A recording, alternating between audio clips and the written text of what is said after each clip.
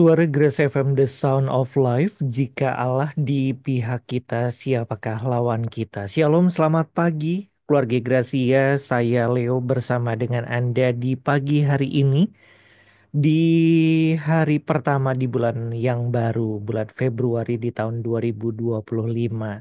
Sangat cepat waktu berjalan ya, keluarga Gracia, puji Tuhan.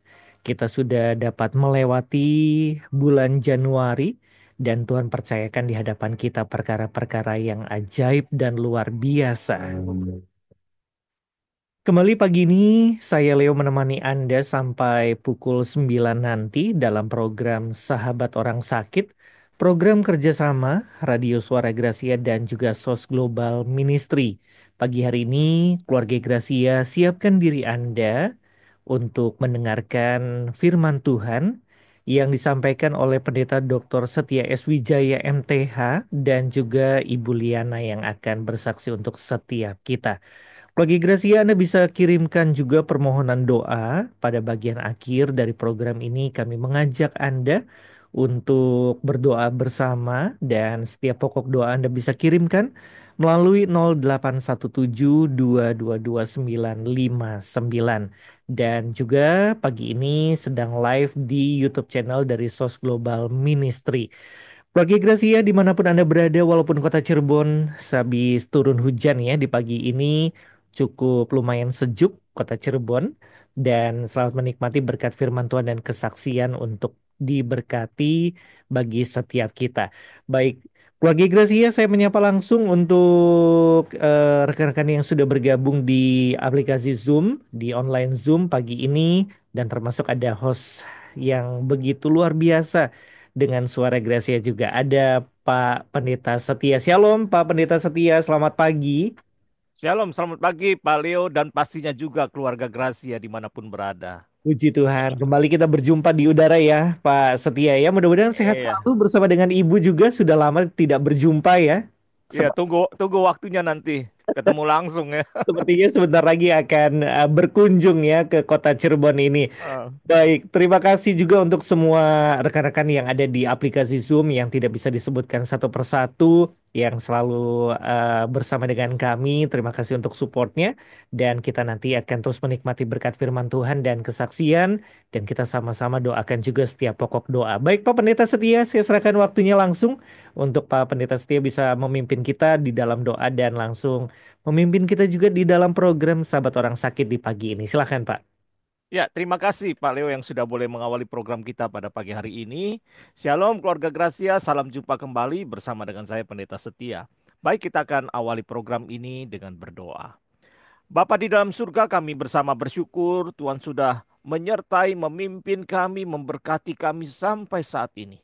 Kami mau menyerahkan program ini dari awal hingga akhirnya di dalam pimpinan Tuhan. Berkati semua rekan-rekan yang akan bersama melayani, kuduskan dan pakai kami menjadi saluran berkat Tuhan. Berkati juga semua pendengar dimanapun mereka berada. Biarlah melalui momen ini kami sama-sama bertumbuh dan makin diberkati Tuhan. Terima kasih Bapa. Di dalam nama Tuhan Yesus kami bersyukur dan berdoa. Amin. Baik, keluarga Gracia, dalam waktu 1 jam ke depan ini kita akan diberkati melalui program Sahabat Orang Sakit yang bekerja sama dengan Radio Suara Gracia Cirebon. Edisi Sabtu tanggal 1 Februari 2025. Dan di dalam program Sahabat Orang Sakit ini, kita akan mendengarkan kesaksian dari anak-anak Tuhan. Kalau mereka sakit dan bagaimana mereka mengalami jamahan dan pertolongan Tuhan yang dahsyat dan ajaib itu. Kami juga mau mengundang keluarga Gracia untuk follow Instagram, YouTube, dan Facebook SOS Global Ministry agar dapat mengetahui info-info terkini dari SOS Global Ministry. Dan pastinya di dalam kesempatan pagi hari ini kita kembali akan diingatkan dengan visi dan misi dari sahabat orang sakit. Adapun visi daripada sahabat orang sakit adalah menjadi terang bagi orang sakit yang memberi dampak bagi kota-kota. Misi daripada sahabat orang sakit yang pertama melayani orang yang sakit agar menjadi kuat di tengah penyakit yang sedang dihadapinya. Yang kedua melayani orang yang sakit untuk bisa melayani orang yang sakit lainnya. Yang ketiga, melayani orang yang sakit untuk menjadi berkat bagi kota di mana ia tinggal. Jadi saudara, kita bersyukur dimanapun kita berada, kita dapat tetap menjadi saluran berkat Tuhan yang luar biasa. Baik keluarga Gracia, di tengah-tengah kita sudah hadir Ibu Liana Elizabeth Christian. Ibu Liana akan menyaksikan pergumulannya atas kelainan jantung bawaan, baik ASD, PSD, dan TA.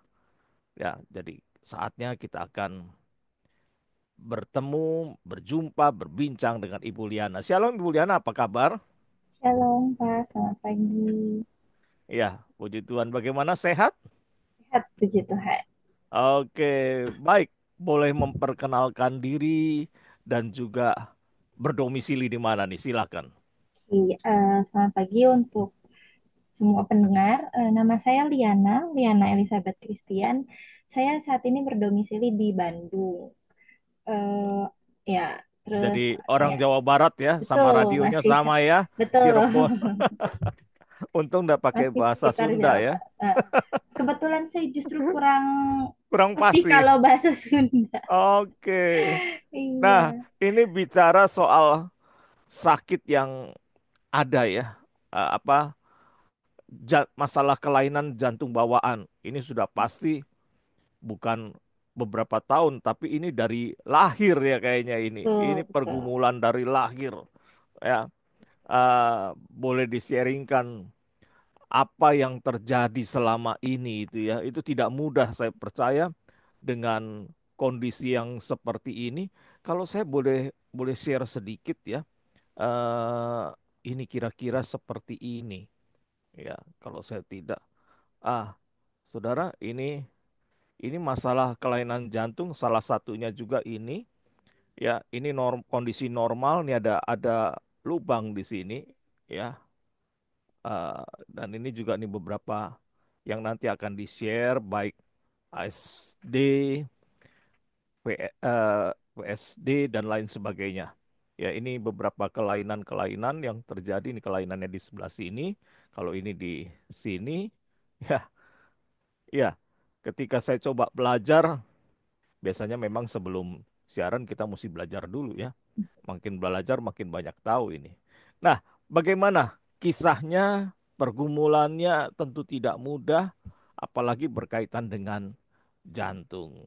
Ya, oke, silakan Iya. Ibu Liana. Oke, terima kasih untuk kesempatannya, Pak. Jadi awal mulanya itu aku sebelum lahir, jadi waktu saya masih di dalam kandungan itu ternyata mama itu kena campak Jerman lagi waktu Hmm, itu kan masih musim-musimnya campak Jerman gitu. Nah, ya. kebetulan karena kondisi keluarga juga waktu itu ya sederhana dan mama saya kebetulan punya alergi. Jadi mama cuman pikir waktu itu oh mungkin alergi aja gitu. Jadi nggak dibawa ke dokter nggak gimana-gimana. Akhirnya sampai saya lahir itu baru ketahuan oh waktu itu tuh mama campak Jerman gitu. Jadi sebetulnya begitu lahir pun saya tidak lahir dalam keadaan normal, tapi aku nggak punya mohon maaf, lubang pembuangan gitu. Jadi Hmm, kalau anak lain 1 hari terus dikasih ke mamanya, kalau aku begitu lahir 1 hari dioperasi juga gitu, langsung hmm, dibikin lubang pembuangan gitu. Nah,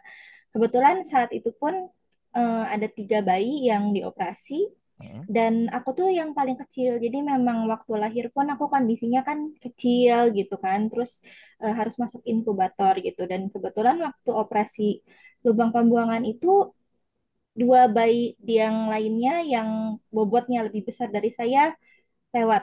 Tidak bisa hmm, bertahan dan akhirnya papa mama bilang waktu itu udah deg-degan banget gitu kan karena aku bayi paling kecil gitu. Tapi ya puji Tuhan, Tuhan masih selamatin gitu kan. Oh, aku tetap hidup sampai karena setelah operasi, karena aku kecil kondisinya, akhirnya aku disuruh dimasukin di inkubator. Nah, waktu itu pun saya hampir jadi bayi panggang ternyata kata hmm, mama. Jadi waktu itu ada inkubatornya konslet dan sedikit lagi tuh apinya udah nempel ke baju gitu. Tapi ya puji Tuhan waktu itu ada pasien di sebelah yang lihat akhirnya cepet-cepet ditolong gitu. Jadi ya waktu itu masih bisa diselamatkan lagi hidupnya gitu. hmm, Sampai terakhir Nah, mulai ketahuan kok aku nggak apa minum susunya sedikit, terus pertumbuhannya juga kurang. Nah, disitulah baru mama bawa ke dokter dan baru ketahuan akhirnya, oh ternyata saya ada kelainan jantung.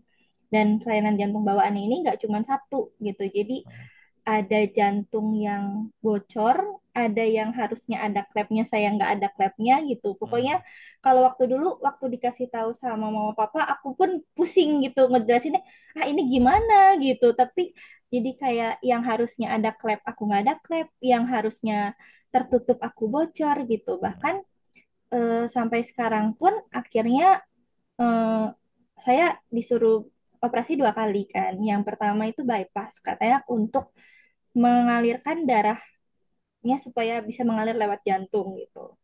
Nah, waktu itu papa mama cerita itu operasi pertama dan yang kayak masih kecil banget. Terus kayak papa mama ingetnya kayak sebelum masuk ruang operasi itu cuma disuruh bilang kayak dada mama, dada papa katanya gitu. Dan itu pun rasanya ya mungkin sebagai orang tua ya gitu waktu itu udah deg-degan banget gitu kan. Tapi puji Tuhan akhirnya saya berhasil operasi.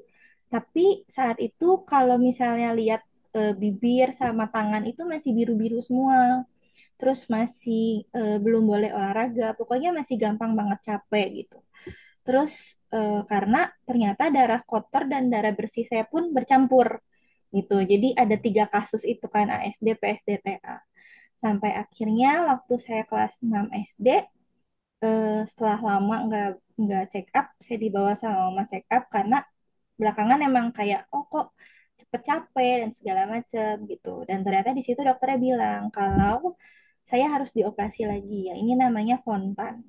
Fontan itu untuk memisahkan darah bersih dan darah kotor gitu. Nah, di situ eh, dokternya bilang sih waktu itu kan aku udah SD kelas 6 ya. Jadi udah mulai tahu nih, oh sakit nih gitu mau dioperasi dan waktu itu pun saya sempat tanya sama mama. Saya bilang kayak kenapa sih aku yang kena jantung gitu? Kan aku kebetulan aku anak bungsu dari 4 bersaudara. Jadi aku tanya sempat sempat marahnya waktu itu sama mama gitu kan kayak kenapa sih mama dari 4 anak kok aku yang kena jantung gitu kan? Padahal kan sakit aku bilang dioperasi terus kayak aku juga suka diledekin teman karena dari operasi yang pertama teknologi zaman dulu kan belum terlalu mutakhir seperti sekarang ya jadi kan ada bekasnya gitu. Terus aku bilang aku malu loh aku suka diledekin teman-teman ih kamu namanya anak-anak gitu kan ih kamu apa sih itu ada bekas apa sih gitu kan jadi aku bilang aku malu aku suka diledekin teman-teman aku bilang nanti udah gitu operasi lagi sakit lagi gitu sampai akhirnya mama papa kasih tahu aku kayak dibujukin kayak ayo kamu bisa kan kamu mau jadi bridesmaid waktu itu kebetulan kakak saya mau menikah kan dia bilang kalau kamu nggak operasi katanya nanti kamu ke depannya nanti jadi bodoh mungkin maksudnya waktu itu karena eh, apa karena darahnya susah ngalir ke otak juga jadi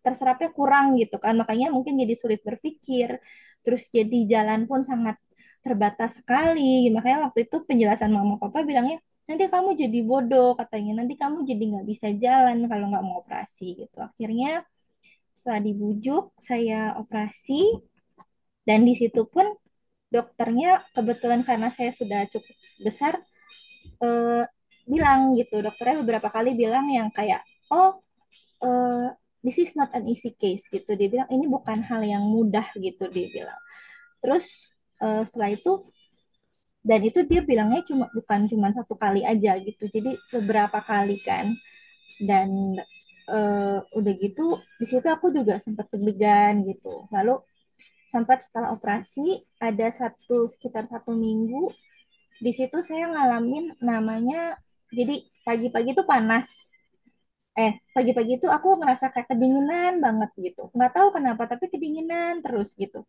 sampai pinjam selimut pinjam lampu gitu tapi setelah saya panas itu kemudian nggak lama setelah saya kedinginan itu nggak lama saya panas gitu panas tinggi gitu nah itu terus beberapa kali sampai akhirnya saya bilang sama mama saya nggak kuat saya bilang gitu kok kayak gini terus gitu sakit panas gitu nah disitulah puji Tuhannya mama papa saya juga kan waktu saya lahir udah Kristen kan jadi memang mama saya bilang kayak kamu berdoa sama Tuhan Hmm. gitu. Kamu berdoa sama Tuhan, kamu bilang gitu, kamu penyembahan. Nah dari situ saya belajar, jadi saya diajak mama sambil nangis-nangis gitu, sambil nggak enak badannya gitu kan, sambil belajar memuji Tuhan, sambil akhirnya saya sambil doa. Saya ingat banget saya bilang sama Tuhan kayak, Tuhan, ini aku udah nggak kuat banget loh Tuhan. Aku bilang, Tuhan kalau misalnya Tuhan mau sembuhin aku, Tuhan sembuhin. Tapi kalau misalnya Tuhan gak mau sembuhin aku, udah Tuhan, aku mati aja deh. Aku bilang gitu. Aku udah nggak kuat. Aku bilang gitu.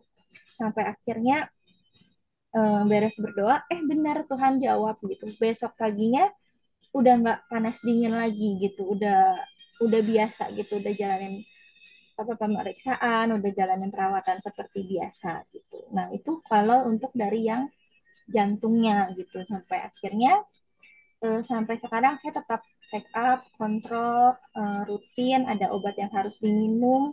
Tapi memang ada si bocornya ini, menurut dokternya nggak bisa diapa-apain gitu. Karena kalau bocornya ditutup, justru nggak ada jalan untuk si darah bisa ngalir juga di jantung gitu. Jadi beberapa dokter tuh ada yang bilang kayak, ini kok kayak udah dibikin ya katanya gitu. Bocor ini kayak udah sengaja dibikin gitu sama Tuhan supaya justru bisa jalan masuk gitu kan. Nah, terus setelah jantung itu, maaf ya Pak sebentar. Nah, setelah jantung itu selesai, akhirnya saya masuk sekolah, mulai bisa ikut olahraga pelan-pelan gitu. Nah, kemudian waktu saya SMP itu ternyata belum selesai nih gitu. Maksudnya pelajaran dari Tuhannya belum selesai. Kemudian saya itu setiap bulan selalu sakit di area kewanitaan gitu.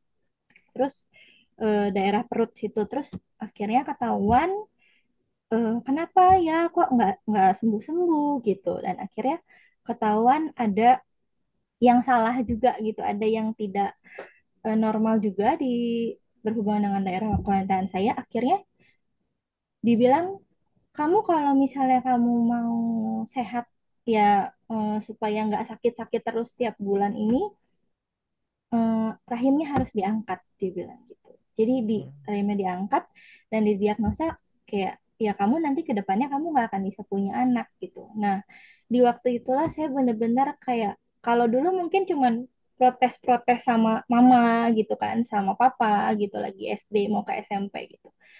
Nah, ini waktu SMP mau ke SMA, itu saya ngerasa benar-benar saya protesnya bukan sama orang tua lagi, tapi saya protesnya langsung sama Tuhan gitu. Kayak, Tuhan tuh kok apa sih gitu. Aku bilang sama Tuhan, aku ingat banget, aku bilang kayak, Tuhan, aku tuh dari kecil nggak pernah aneh-aneh loh. Aku lahir, mama papa ajarin aku ke gereja, ajarin aku berdoa.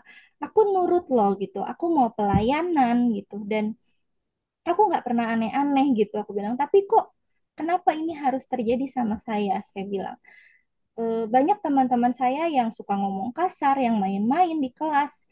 Tapi kok mereka sehat-sehat aja, kok saya udah harus operasi jantung, udah berkali-kali, terus sekarang juga kayak gini gitu. Saya bilang, Tuhan tahu saya suka anak kecil, dan terutama kan maksudnya, apalagi zaman-zaman itu waktu saya umur SMP, SMA itu kan kayak kesannya kalau sampai didiagnosa kamu nggak bisa punya anak itu kayak kasarnya kamu tuh gagal sebagai wanita gitu kan, kamu tuh gagal gitu. Jadi kayak bener-bener aku marah banget sama Tuhan, sampai aku ingat ada satu momen kayak aku tetap ke gereja, tapi kayak cuman badannya aja gitu yang dateng, kayak rutinitas aja gitu. Tapi aku nggak bisa, waktu berdoa aku nggak bisa berdoa bener-bener datang sama Tuhan. Waktu apa menyembah Tuhan, memuji Tuhan, aku ngerasa kayak malah apaan sih muji Tuhan gitu, Tuhan aja nggak baik sama saya gitu kan. Tapi ketika itu ada satu waktu di kayak persekutuan bersama gitu, aku ingat banget, dan kita nyanyiin lagu yang seperti yang kau ingini. Nah di situ aku nyanyi, oleh nyanyi kayak biasa kan gitu, maksudnya bener-bener nyanyi aja gitu. Tapi sampai ada satu kalimat waktu dia bilang, jadilah padaku seperti yang kau ingini. Itu rasanya hati tuh campur aduk banget, kayak ada sedih, ada marah gitu. Di situ kayak diingetin lagi, kamu eh, mau nggak nih gitu, kamu nyanyi lagu itu, tapi bener nggak sih waktu aku mau bilang, Tuhan jadilah sama saya tuh seperti yang Tuhan mau gitu. Sementara waktu itu prosesnya saya sedang dalam persiapan operasi untuk operasi angkat rahim itu gitu. Jadi kayak di situ benar-benar campur aduk, dan tapi ya puji Tuhannya di situ saya punya teman-teman rohani juga, komunitas rohani juga yang terus ngingetin terus, ayo kamu bisa gitu. Tuhan tuh sayang kok sama kamu gitu. Kamu nggak sendiri gitu. Dan di situ diingetin terus untuk, oh enggak kok, aku nggak sendiri gitu. Tuhan tuh sayang sama aku, ada mama papa, ada keluarga gitu. Dan aku belajar untuk kayak, oh ya udah terima gitu kan, terima sampai akhirnya operasi. Nah disitulah Tuhan terus ingetin aku gitu secara personal, dan aku bener-bener ngerasa Tuhan baiknya itu ketika aku belajar banget waktu abis beres operasi. Mama cerita, jadi waktu sebelum operasi kan masih suka sakit-sakit gitu kan. Terus karena aku dibiasain sama mama gitu, aku belajar ketika waktu aku lagi sakit itu aku nyanyi. Jadi kayak aku sambil nangis, sambil sakit, tapi sambil nyanyi memuji Tuhan gitu. Waktu itu lagu yang aku sering nyanyiin tuh lagu yang ku pandang wajahmu dan berseru itu. Jadi aku sambil nangis sampai kayak sakit gitu, aku pandang wajahmu sampai kayak gitu gitu. Nah ternyata waktu itu terjadi, kata setelah operasi selesai, mama bilang ada satu kali, mama tuh lagi di luar, terus ada ibu-ibu bolak-balik di depan kamar aku katanya gitu. Terus dia bilang, kenapa gitu. Terus akhirnya mama tanya sama ibu itu, dan ibu itu bilang katanya, iya aku tuh cari suara katanya dari kemarin. Aku kok kayak denger suara orang nangis, tapi kok kayak lagi sambil memuji Tuhan, dia bilang. Terus akhirnya mama saya bilang, oh itu anak saya. Terus mama ceritain tentang aku dari kecil, operasi ini itu gitu, sampai kejadian operasi yang terakhir itu. Dan akhirnya mama bilang, tahu nggak katanya, waktu mama ceritain kisah kamu, ibu itu akhirnya bilang katanya, oh kalau adik aja yang waktu itu aku masih berapa, 15 atau 16 tahun gitu, berani terus maksudnya percaya sama Tuhan, nggak menyerah, dia bilang, berarti aku juga harus percaya sama Tuhan kayak gitu. Dia bilang, aku udah mau nyerah nih, aku ngerasa apa, hidup aku juga udah kacau katanya, udah hancur. Padahal dia bilang operasi yang aku ambil itu masih lebih mudah daripada operasinya si Ade katanya gitu. Terus kata ibunya, berarti aku dengar Ade itu, aku juga berarti aku juga mau belajar untuk percaya sama Tuhan. Aku mau belajar untuk terus semangat lagi, dia bilang gitu. Nah di situ aku diingetin banget sama kejadian itu. Terus diingetin lagi kayak, tahu nggak sih gitu, kadang-kadang mungkin Tuhan izinin kita ngalamin sesuatu. Kayak kalau aku belajar, mungkin semua sakit yang aku alamin itu buat aku nggak enak, tapi justru itu cara Tuhan untuk pakai aku supaya aku bisa jadi berkat gitu. Karena ketika aku ketemu sama orang sakit yang ngalamin hal yang sama, aku bisa hibur mereka, aku bisa bilang kayak, ayo yuk, aku juga pernah ngalamin gitu. Tapi aku tahu Tuhan sertai aku, Tuhan pimpin aku sampai sekarang, sampai aku yang waktu pertama kali dapat vonis jantung cuman dibilang sama dokter hanya akan hidup bertahan 2 minggu gitu, bahkan pindah dokter bahkan jadi 1 minggu gitu. Aku bilang, tapi Tuhan tetap sertai aku sampai aku hidup sekarang ini 33 tahun gitu, dan aku masih bisa menari, aku bisa jadi guru ekskul menari di sekolah gitu kan. Itu kerjaannya Tuhan loh yang luar biasa gitu. Aku bisa menyaksikan itu sekarang gitu. Jadi aku diingetin banget gitu dari hal itu sampai sekarang gitu, masih terus berproses juga untuk belajar lebih tahu lagi nih Tuhan maunya aku gimana ya gitu, ke depannya aku harus apa gitu. Dan aku belajar kayak, kalau dulu biasanya aku selalu kalau terjadi apa-apa yang gak enak, pasti aku refleksnya tanyanya, Tuhan kenapa sih kayak gini, Tuhan kenapa harus saya gitu. Tapi kalau sekarang aku belajar kayak kalau terjadi sesuatu terus aku belajar tanyanya diganti, bukan Tuhan kenapa, tapi Tuhan maunya aku gimana nih, Tuhan pelajaran apa yang mau Tuhan kasih buat aku gitu.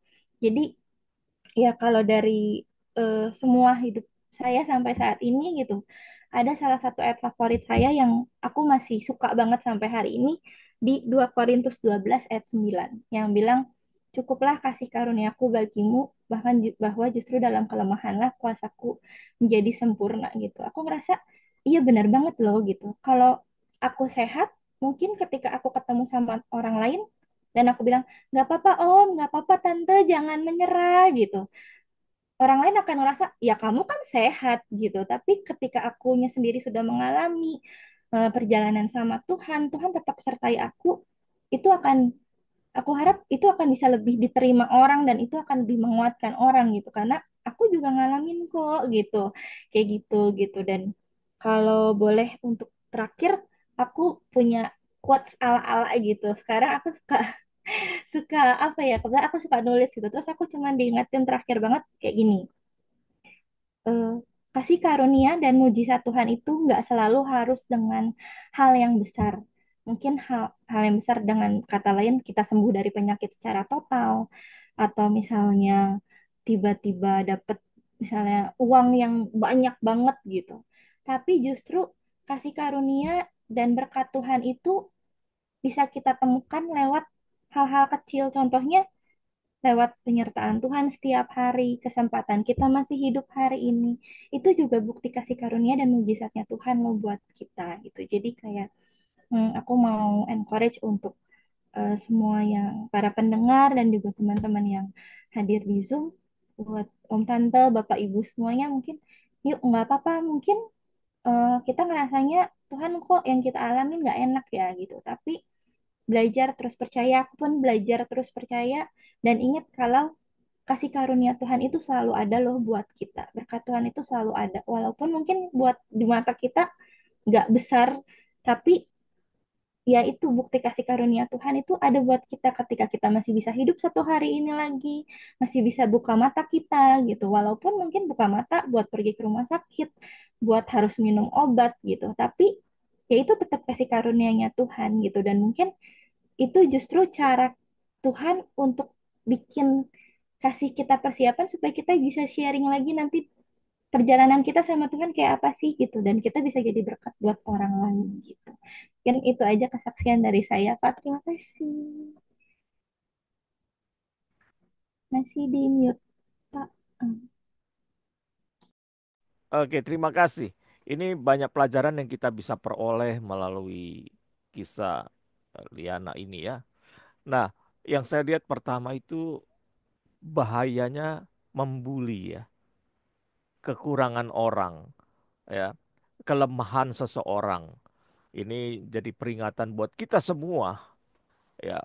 Kita juga boleh mengingatkan kepada anak-anak kita, jangan membuli teman-teman dengan kekurangan mereka.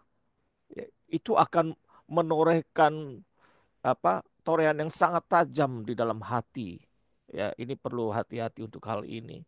Ya, karena saya juga ada jemaat yang punya kelemahan fisik. Dia cerita waktu masih kecil juga dibully itu membekas banget itu. Ya, lalu kemudian tadi kita boleh melihat ini luar biasa Tuhan. Kenapa? Ini guru nari tapi problem di jantung. Ini tidak mudah ya, karena dalam kondisi seperti ini dan itu luar biasanya Tuhan memberikan talenta di satu pihak menari, tapi ada problem di jantung. Ini kan duanya kontradiksi sebenarnya ini. Tapi bisa dijalani sudah berapa tahun ini kalau boleh tahu? Aku mulai ngajar itu 2017. Nah, Oh, sebelumnya itu tapi memang aku sudah suka, hobi.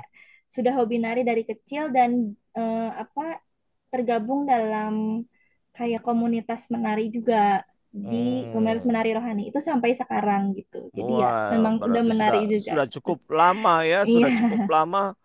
Dan kadangkala kita nggak sadar ternyata rekan yang bersama-sama dengan kita melayani itu apa yang dilakukan sebenarnya, waduh, bertolak belakang dengan kesehatannya ya. Ini kalau tidak di-share orang tidak tahu, tapi melalui kesaksian begini kita bisa melihat tidak mudah, tidak mudah dan kita bersyukur tangan penyertaan Tuhan tetap sampai saat ini. Dan selain jantung tadi juga dikatakan pengangkatan rahim buat seorang wanita itu sangat berat sekali. Ya, Itu sangat berat. Tetapi saya percaya ada rencana Tuhan di balik semua itu. Di dalam pergumulan yang tidak mudah. Ya. Jadi tidak lagi bertanya, kenapa saya Tuhan? Ya. Tapi apa yang Tuhan mau atas hidup saya? Itu akan jauh lebih penting. Ya. Itu akan lebih bermanfaat kita bertanya, Tuhan, apa yang Tuhan kendaki melalui apa yang saya alami? Mungkin saat ini banyak pendengar yang juga masih terbaring dengan sakitnya, ketidakberdayaan. Apa yang Tuhan mau dengan keadaan kita?